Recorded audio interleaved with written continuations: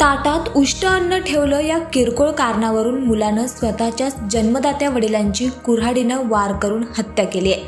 त्यानंतर मृतदेह पोत्यात भरून पूर्णा नदीत टाकल्याची धक्कादायक घटना बुलढाणा जिल्ह्याच्या संग्रामपूर तालुक्यातील बोडखा या गावात घडली।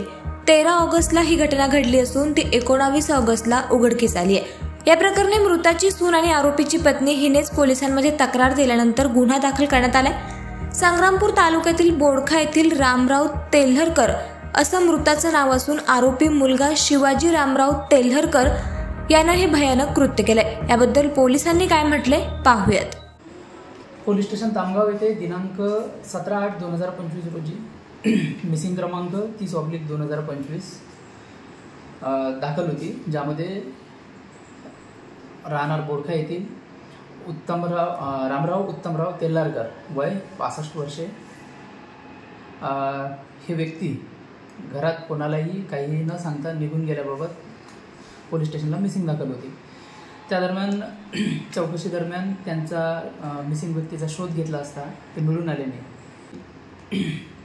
सो योगिता शिवाजी तेल्हरकर यांनी दिलेल्या तक्रारीवरून पोलीस स्टेशनला कलम 103 कंसात 1 238 कंसात अ 238 कंसात ब 3 कंसात 5 भारतीय न्याय संहिता अन्वये गुन्हा क्रमांक 285/2025 दाखल आहे।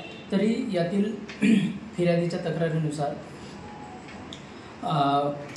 मुलगा शिवाजी रामराव तेल्हरकर याने त्यांच्या वडिलाचा ताटात उष्ट ठेवल्याच्या कारणावरून वाद होऊन वडील रामराव उत्तमराव तेल्हरकर यांचा कुऱ्हाडीचे वार करून निगरूनपणे खून केलेला आहे व खून करून आरोपीने त्याचा मुलगा कृष्णा तेल्हरकर याच्या मदतीने सदर मृतक याचे प्रेत खिरोडा येथील पूर्णा नदीच्या पुलावरून वाहत्या पाण्यात फेकून गुन्ह्यातील पुरावा नष्ट केलेला आहे।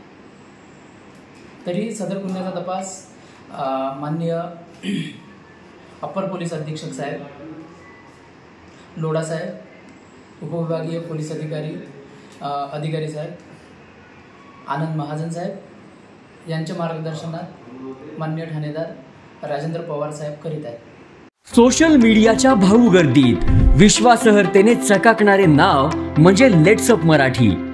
सगळ्यांना सगळ्या नागरिकांना ती स्पीच ती लेट्सअप वरील मुलाखती म्हणजे विचारांचा खजिना। त्यानंतरच्या निवडणुकीमध्ये मला सोडून गेले।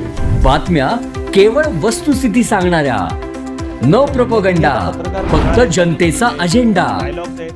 क्योंकि आने वाला कल जाने वाला है, जाने वाला कल आने वाला है। राजकारण, मनोरंजन असो की क्रीडा क्षेत्र, महाराष्ट्राची स्पंदने संवेदनशीलतेने टिपणारे माध्यम म्हणजे लेट्सअप मराठी।